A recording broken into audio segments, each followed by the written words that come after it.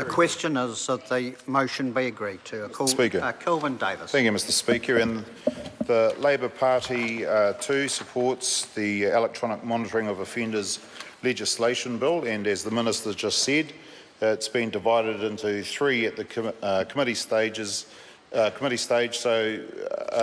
the Corrections Electronic Monitoring of Offenders Amendment Bill, the Parole Electronic Monitoring of Offenders Amendment Bill, and the Sentencing Electronic Monitoring of Offenders Amendment Bill. And I'll touch on some of those three bills hopefully later in my speech. So the bill is to enable the electronic monitoring of offenders who are released from a sentence of 2 years or less, or offenders sentenced to intensive supervision.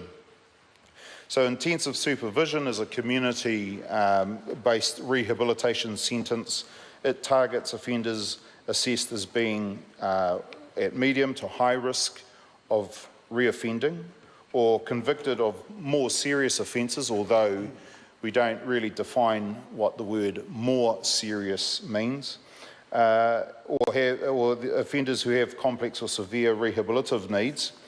They would be subject to standard release conditions, and just those standard conditions, I'll run through them quickly, that they may be that the offenders are not to reside at a specific address, or not to engage in specific employment, or not to associate with specific people. In other words, making sure that offenders are at the right place at the right time and associating with the right people. They will probably have special conditions applied which are similar, and those special conditions, as opposed to the standard conditions, may be that they restrict an offender to a specific address, they complete an assessment in various rehabilitation programs, they're not to associate with certain people or groups of people, and if we think of people who have been, their offending was related around gangs, they would probably not be allowed to associate with gangs or go near gang premises. If, for example, they were child sex offenders, they would not be allowed to, you'd hope, be allowed near schools or near playgrounds or parks where children would be playing. Some other special conditions may be that they have to take prescription medicine that may help with any condition that they have. They may be prohibited from entering specific places, and of course the imposition of this electronic monitoring. There was an issue around this bill coming into conflict with the Bill of Rights. There was concern that this bill is an added punishment and that it restricts the freedom of movement of offenders. And as Phil Goff so eloquently explained in the committee stages, that's right. This bill is designed to restrict the freedom of offenders, because why would you not limit the ability of people to move, such as someone who is convicted of a child sex offence? Why would you not restrict their freedom of movement to go into a park or into a swimming pool area where kids may be playing, or into a school or a kindergarten or kohanga reo? Or if they're, as I said earlier, if their offending was related around gang activities, why would you not limit their ability to go and associate with gang members or go onto gang premises? So yes, that's the point of this bill. It is to limit the freedom of offenders, and it is, as the Minister said, to keep New Zealanders safe and to prevent more victims from occurring. There are issues, of course, around electronic monitoring. It's not without its problems. As Kim Workman, an advisor to the Justice Reform Group Just Speak, said, every day as I understand it, well over 100 people who are on GPS monitoring breach the conditions. So they move outside the boundaries of the order and so on, but it's just, the fact is that we don't have the resources to chase up all those hundreds of people in any given day who may have breached the conditions. Now, most of these people aren't a serious threat to New Zealanders, but the fact is that this isn't foolproof system, GPS monitoring. There's also, back in 2014, a hacker exposed some flaws in the bracelets, in that he was able to trick the bracelets into fooling the system and allowing the offenders to move outside of where they were meant to be. Recently I visited a man who was electronically monitored in Opanoni, up in Northland there in the Hokianga, and there was an issue around the satellite not being able to access his monitoring equipment or whatever, and it was a bit of a black spot. It would fade in and out, so corrections had to shift him, funnily enough, down the hill into an area you would think would have worse reception, as he was perched up on a beautiful spot up the top of the Hokianga Harbour.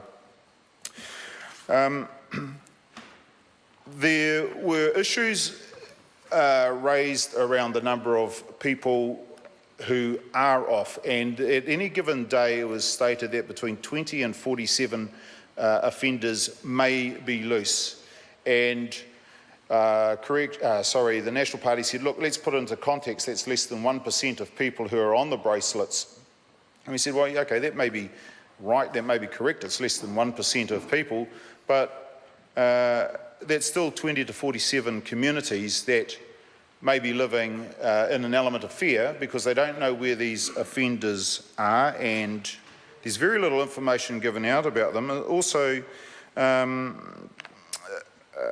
Ruth Money, who was a victim's advocate, said it's completely disrespectful to families and actually the New Zealand public as a whole to make a comment like it's only 1% of everybody with the bracelet. She said, quote, it's absolutely disgraceful that they would make a comment like that when 47 people accounted for in January of this year. So I take her point. We shouldn't downplay the fact that that people do get loose, do cut off their bracelets. And of course, that was the other flaw in this, in the electronic monitoring, is the ability of offenders to cut the bracelets off. And even when the government has bought stronger, tougher bracelets, and the Minister infamously stated in Select Committee, to the Law and Order Select Committee, that offenders had a choice. They'd have to use a chainsaw, I think, to cut it off, and they had a choice of either a leg or no leg.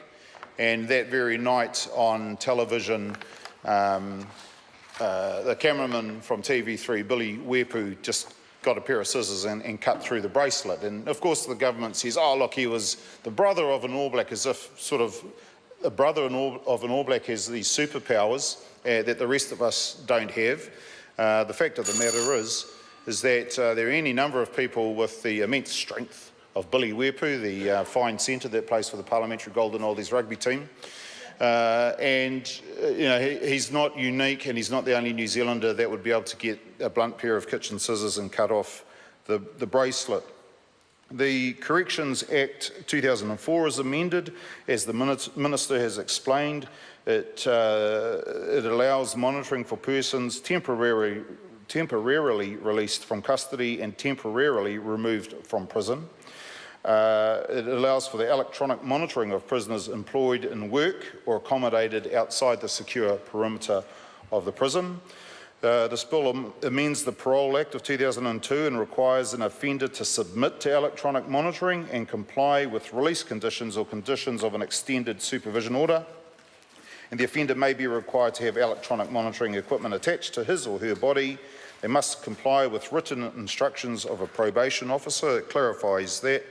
And also this amends the Sentencing Act of 2002 and creates conditions to prohibit an offender from being in specific places, also known as a whereabout condition. So the whereabout condition is meaning that they must know they can't go in certain places in the community, and the electronic monitoring may be used to gather evidence of the wearer not complying with the conditions, such as being in the wrong place at the wrong time, the company of the wrong people. So as I said when I started off, Mr. Speaker, the Labour Party agrees and will be voting for this bill in the third reading. Kia ora.